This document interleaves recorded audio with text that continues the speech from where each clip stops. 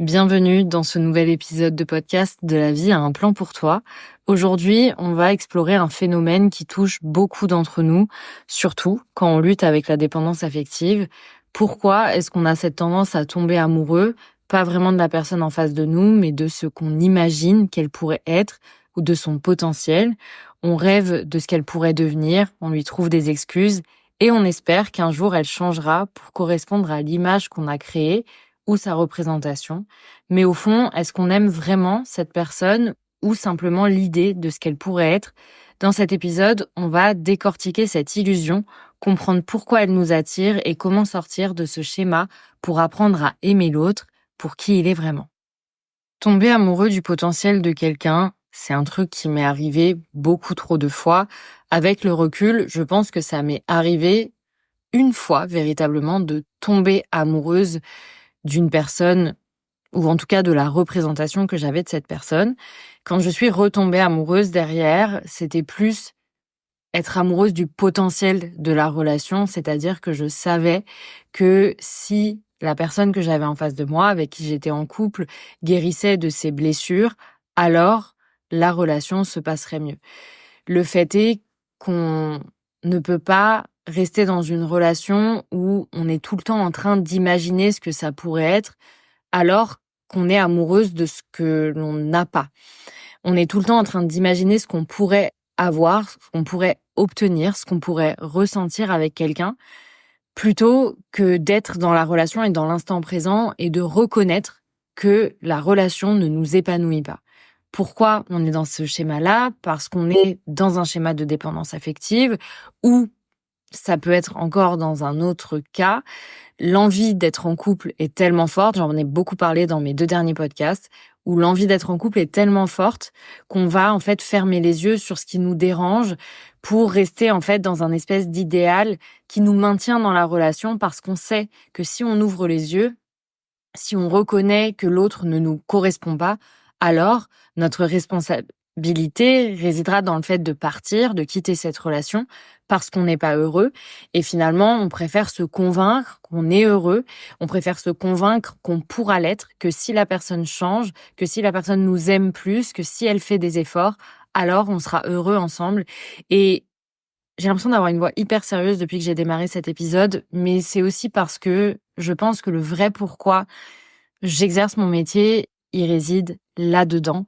C'est-à-dire que je ne veux plus que les hommes et les femmes qui viennent me voir en coaching soient dans cette illusion.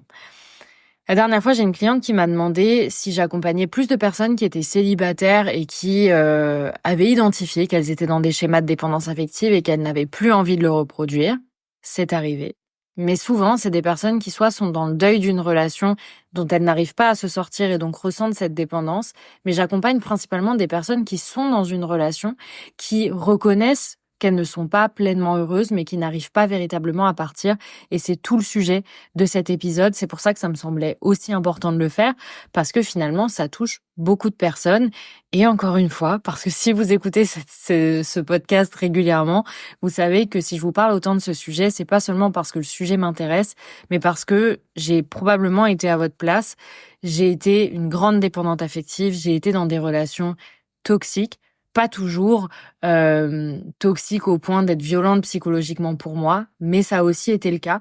Mais j'étais dans un schéma relationnel, en tout cas, qui était pas du tout épanouissant pour moi. Et c'est pour ça que j'en ai fait mon métier et qu'aujourd'hui, je vous accompagne en coaching à sortir de ces schémas-là, parce qu'on le sait, c'est extrêmement souffrant.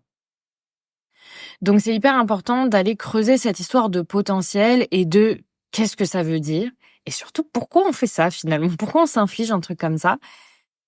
Mais moi j'ai mis du temps. J'ai mis du temps à réaliser à quel point c'était problématique et à quel point je le faisais surtout. Parce que j'en avais pas spécialement conscience. Je pense que j'en ai encore plus pris conscience en exerçant ce métier en me disant mais finalement, ce que je voyais parmi les hommes qui étaient dans ma vie, c'était une forme d'admiration qui venait combler l'estime de moi que je n'avais pas. Donc on va parler d'abord de ça, de cette histoire de représentation. C'était pas prévu, mais la transition se fait bien. En fait, On se met en couple, quand on est dans la dépendance affective, attention, je le précise, et parfois quand il y a d'autres problématiques relationnelles, on va se mettre en couple ou dans des relations, on va être attiré par des personnes qui vont représenter pour nous presque quelque chose d'inaccessible, qui ont quelque chose qui nous semble inaccessible. Par exemple, et ça c'est quelque chose que je retrouve extrêmement souvent avec les personnes que j'accompagne, mais je pense que c'est simplement un effet miroir. Donc je vais parler pour moi, mais c'est un phénomène qui se retrouve beaucoup. C'est que moi, j'étais attirée quand même par des hommes que je trouvais très beaux, au point que je me disais, je ne vois même pas comment c'est possible que ces personnes soient attirées par moi.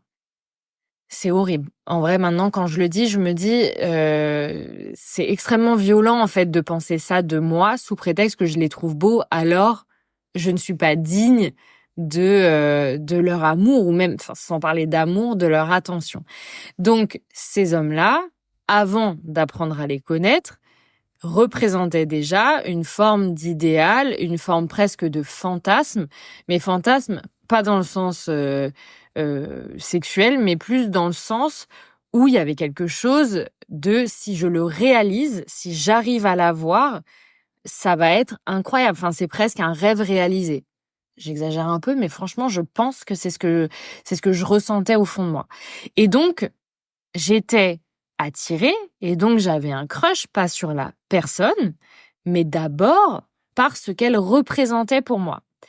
Je fais juste une petite nuance, ça veut pas dire qu'on doit pas être attiré physiquement par quelqu'un, et que si on est attiré physiquement par quelqu'un, on est attiré par ce qu'il représente. J'espère que vous saisissez la nuance, c'est vraiment, en fait, c'était mon cas, attention, c'est mon histoire personnelle.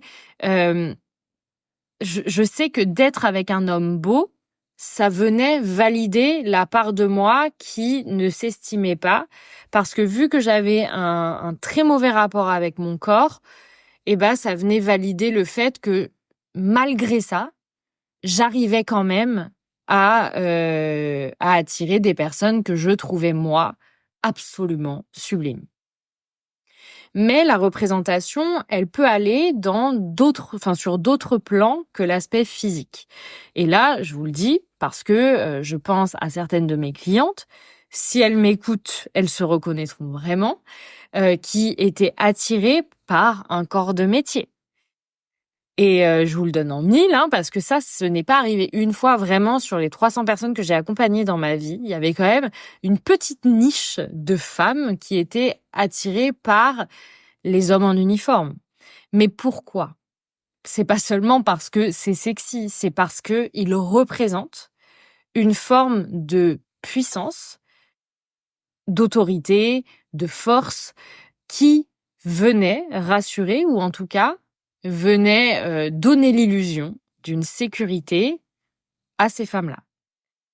Donc ça peut être la représentation du métier, ça va être la représentation par le statut social aussi. Ça, j'ai aussi des personnes que j'accompagne qui sont très attirées par... alors là, encore une fois, je le reprécise, je prends l'exemple des femmes attirées par les hommes, mais si ce n'est pas votre situation, je vous invite à le faire avec des personnes qui vous attirent, des hommes, des femmes, les deux, cela vous appartient. Mais parce que c'est 90% quand même des personnes que j'accompagne. Et donc, des femmes qui vont être aussi attirées par le statut social. Donc, par le métier, le salaire, la belle voiture, etc. Donc, encore une fois, c'est une question de représentation. Et ça va être à vous de l'identifier. Là, je vous donne vraiment, on va dire en gros, mais c'est quelque chose qu'on peut aller décortiquer après, évidemment, en coaching, mais que vous compreniez bien que si vous avez l'impression d'être attiré par toujours le même genre de personnes, ce n'est pas anodin. Vous pouvez avoir un style physique, attention, il n'y a pas de problème avec ça, on a tous nos préférences, mais encore une fois, il y a une question de représentation, et donc ça commence avec ça. Ensuite, ça peut arriver, c'est ce que je vais appeler la représentation de l'homme gentil. Je devrais peut-être même déposer un nom, genre le syndrome de l'homme gentil. C'est quand on a vécu plusieurs relations toxiques ou plusieurs relations non épanouissantes Et donc, on va aller vers une personne, on va être attiré par quelqu'un qui n'a pas du tout les mêmes critères que dans nos relations d'avant. On rencontre quelqu'un qui est profondément gentil, mais qui a un style d'attachement évitant.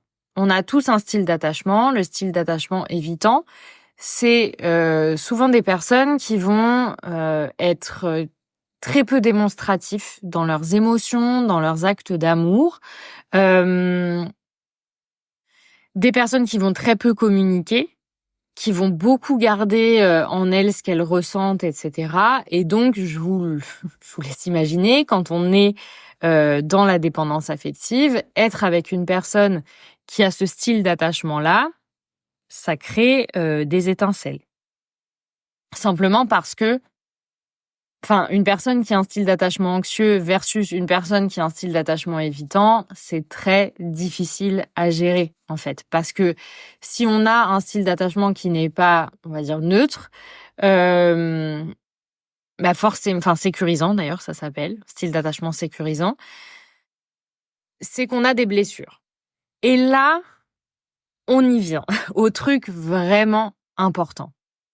Donc, on a tous nos blessures, ça définit avec notre éducation émotionnelle notre style d'attachement.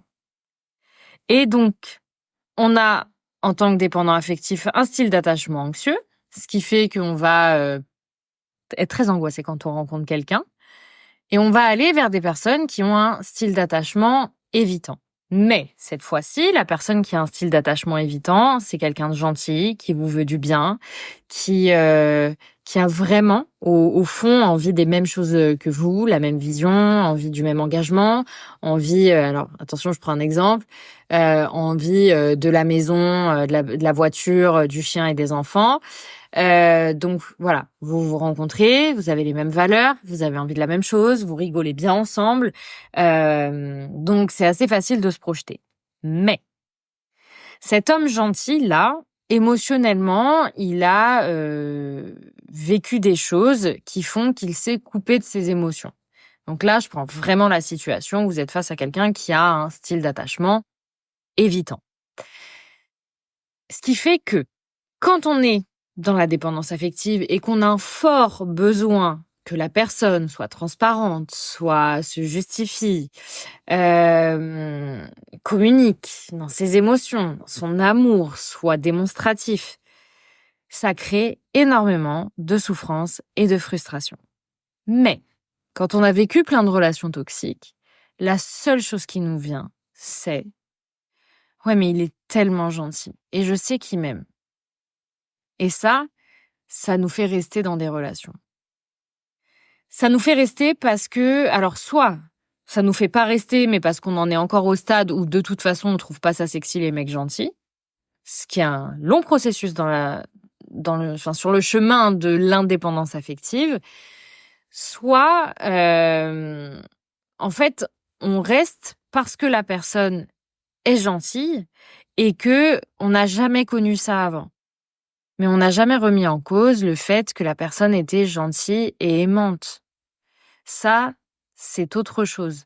Et c'est ça que je veux vous faire passer comme message principal dans ce podcast, c'est que être avec quelqu'un de gentil ne suffit pas à être épanoui. C'est important de comprendre que quand on est dans la dépendance affective, et quand on y a été, parce que je pense que c'est des choses, nos blessures sont tellement profondes, les traumatismes tellement violents, que c'est quelque chose qui aura besoin d'être soigné tout au long de la vie. Et c'est de notre responsabilité de choisir un partenaire qui va aussi répondre à ces besoins-là et avec lequel on va se sentir en sécurité et pleinement, émotionnellement, en sécurité. Donc, être avec quelqu'un de gentil, mais qui ne vous sécurise pas, ce ne sera pas épanouissant quoi qu'il en soit. Vous allez traverser des périodes d'énormes frustrations parce que vous allez apprendre à connaître la personne et donc vous allez reconnaître sa gentillesse, reconnaître à quel point vous vous entendez bien, mais vous allez être amoureux du potentiel de la personne dans le sens où c'est toujours Potentiellement, s'il était plus tactile, je sais que ça arrangerait tout. Potentiellement, si il était plus câlin, je me sentirais aimée, donc voilà, mais je fais l'impasse dessus. S'il guérissait ses blessures, je sais que la relation pourrait être vraiment parfaite. S'il prenait un peu plus de temps pour me voir et moins ses amis, je me sentirais vraiment mieux, la relation serait parfaite. S'il m'envoyait un message le matin, ce serait vraiment beaucoup mieux pour moi, je me sentirais plus en sécurité. S'il me présentait à ses amis et sa famille, ma relation serait parfaite. Bref, vous êtes fatigué de devoir jouer avec le potentiel de la relation et à vous dire potentiellement, si ça changeait, s'il faisait des efforts sur ça, alors je serais enfin heureuse et épanouie. Et je sais à quel point c'est difficile parce que oui, enfin, vous pouvez être avec un homme gentil, vous pouvez vous aimer et c'est ok. Attention, hein, y a toujours des nuances à mettre dans ce que je dis. C'est hyper important que vous rendiez compte que je m'adresse vraiment aux personnes qui aujourd'hui sont dans une relation. Vous avez fait des pieds et des mains pour essayer de faire comprendre à l'autre vos besoins, ce qui était important pour vous. Il y a un moment où si c'est pas naturel pour l'autre, si ça lui demande de faire énormément d'efforts, ça aura du mal à être tenu sur le long terme. Et il y a un moment où il faut comprendre que si on n'est pas compatible, on n'est pas compatible. Et parce que des efforts, ça porte bien son nom. C'est un effort. Ça va demander de l'énergie à l'autre. Donc quand vous allez être en haut de la vague, ça va aller parce que on aura envie d'être avec l'autre, de passer du temps avec, de faire des efforts pour que ça se passe bien, etc. Mais dans le creux de la vague, si vous êtes avec quelqu'un, je vous donne un exemple de pas communicant, qui va faire des efforts quand tout va bien, qui va plus communiquer, mais qui, dès qu'il y aura un obstacle, va se murer dans le silence parce que ça a toujours été sa manière de faire et que c'est comme ça qu'il gère ses émotions, et que pour vous, c'est insupportable le silence, eh ben, je peux vous dire que la personne qui va être la plus triste dans l'histoire, c'est vous. Donc, c'est ça qu'il faut comprendre, et c'est pour ça que je vous parle tout le temps du fait de connaître vraiment ses propres besoins dans une relation, de connaître son cadre, de poser des limites claires, parce que c'est de cette manière-là que vous allez pouvoir construire une relation qui sera épanouissante pour vous. C'est aussi important de revenir à la réalité. La réalité, c'est ce que la personne vous donne chaque jour. Arrêtons de se dire « Ouais, mais on s'est vu ce soir-là, on s'était pas vu pendant 10 jours. Pendant 10 jours, j'avais la boule au ventre, j'avais envie de pleurer quand je me couchais le soir, je faisais des insomnies, j'étais pas bien. Mais quand on s'est vu, vraiment, c'était tellement super, en fait. » Parce que quand vous faites ça, vous êtes dans le déni. Dans le déni de cette foutue réalité. Parce qu'une personne qui a envie de vous donner chaque jour et pour qui c'est naturel de vous donner chaque jour, vous allez le ressentir chaque jour. Mais ça, je vous le dis parce qu'aujourd'hui, je le vis. Avant, je savais que ça existait. Moi, j'ai jamais perdu foi en le fait que ça existait et que j'allais trouver cette personne avec qui j'allais vivre ça. Mais c'est parce que je le vis maintenant et que je me dis, mais purée, j'ai passé tellement de temps à quémander l'attention de l'autre, pas parce qu'il voulait pas me le donner, mais parce qu'il ne savait pas me le donner. Mais j'ai passé tellement de temps à faire ça. Quand je dis il, ça inclut la plupart des hommes que j'ai rencontrés dans ma vie. Mais pourquoi ? Parce qu'en fait, je tombais amoureuse du potentiel et de ce que la relation pourrait être si. Mais c'est pas comme ça. La relation, elle est telle qu'elle est chaque jour, et c'est ça que vous devez regarder. Comment je me sens chaque jour ? Est-ce que je me sens heureuse chaque foutu jour ? Revenir à notre réalité. On doit vraiment être dans ce questionnement de si demain j'ai un enfant avec cet homme, si j'ai un fils avec cet homme et qui grandit de la même manière, est-ce que je pense qu'il rendra heureuse toutes les femmes qu'il va croiser ? Est-ce que si je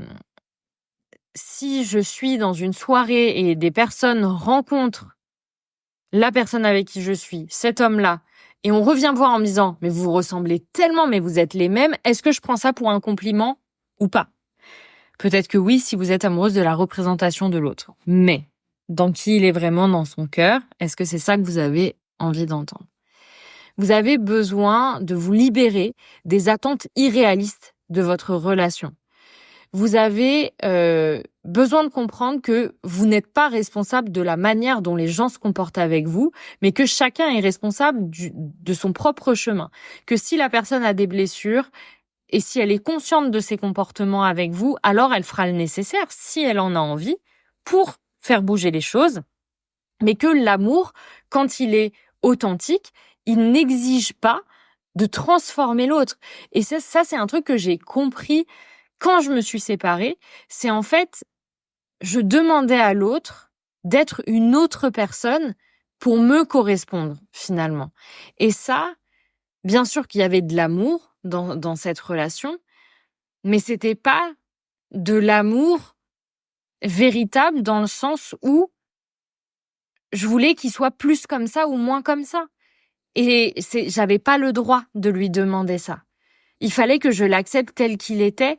Et en fait, ce qui se passe dans ce type de relation, mais je crois que je le disais dans un de mes derniers podcasts, c'est qu'en fait, moi, j'avais toujours l'impression de ne pas être assez pour qu'il fasse des efforts. Et lui, il avait l'impression de jamais être assez bien pour que je sois satisfaite. Donc, c'est des relations qui finissent par créer de la frustration, même si l'amour est là, même si l'amour est très fort. Pour aimer quelqu'un d'une manière saine, il y a vraiment une importance de s'aimer soi et d'apprendre à combler ses propres besoins émotionnels. Mais quand je dis s'aimer soi, ça veut pas dire qu'on s'aime à 100% tous les jours de la vie. Ça veut juste dire qu'on s'aime suffisamment pour ne plus accepter de l'autre des mauvais comportements. Donc là, je parle plus du syndrome du mec gentil, de la représentation du mec gentil. Là, on est vraiment sur des relations qui sont pas saines pour nous, dans lesquelles on se sent toujours en carence affective. Dans ce cas-là, pourquoi j'accepte ce qui est en train de m'arriver? Pourquoi je suis en train de tolérer ce qui est en train de se passer? Parce qu'à chaque fois que je me sens dans la frustration et que je laisse ça passer, que je ne dis rien ou que je le répète et que je ne suis pas entendue et que je vois pas de changement, alors c'est un manque d'amour pour moi. Donc, il y a quand même un travail à faire au niveau de l'estime de soi pour ne plus accepter de tomber amoureuse du potentiel de quelqu'un, mais d'apprendre à aimer une personne de manière authentique. Donc, les choses auxquelles vous devez faire attention, c'est ce piège de l'idéalisation de l'autre et la nécessité d'aimer la personne pour qui elle est, et donc l'importance de poser ses limites. Parce que oui, évidemment que l'autre aura toujours des défauts et qu'on en a aussi, mais est-ce que je suis prête à accepter ces défauts-là ou est-ce que émotionnellement, je ne me sentirais mal une bonne partie de ma vie? Parce que je crois que c'est ça qui est important finalement.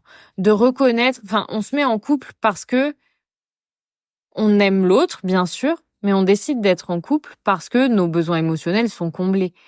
Si c'est pour chercher juste un meilleur ami, dans ce cas-là, faites-vous-en un ami. Mais je me rends compte dans mes accompagnements que les femmes que j'accompagne vont me dire « mais on s'entend super bien », mais par contre, émotionnellement, c'est 0. Et attention, je vivais ça il y a encore pas si longtemps, ne l'oublions pas. Mais c'est comme ça que j'ai appris aussi. Alors quand je dis il y a pas si longtemps, c'était il y a 2 ans, mais c'est quelque chose que j'ai appris. Qu'en fait, être en couple de manière saine, même si chacun a ses codes et que toutes les choses sont saines en fonction de la valeur que vous leur donnez, mais quand même, on a tous des besoins émotionnels et si vous ne recevez pas d'affection ou d'émotion de la part de l'autre, dans ce cas-là, il est temps de remettre la relation en perspective. Est-ce que vous aimez votre partenaire pour ce qu'il est aujourd'hui ou pour ce que vous imaginez qu'il pourrait devenir? C'est la question que je vous invite à vous poser. Mais un petit rappel avant de vous laisser là. Chacun de vous méritez d'être aimé pour qui vous êtes Et les relations saines sont possibles en étant vrai avec soi-même et avec l'autre. Je vous laisse là-dessus. Je vous dis à la semaine prochaine et avec tout mon amour comme toujours.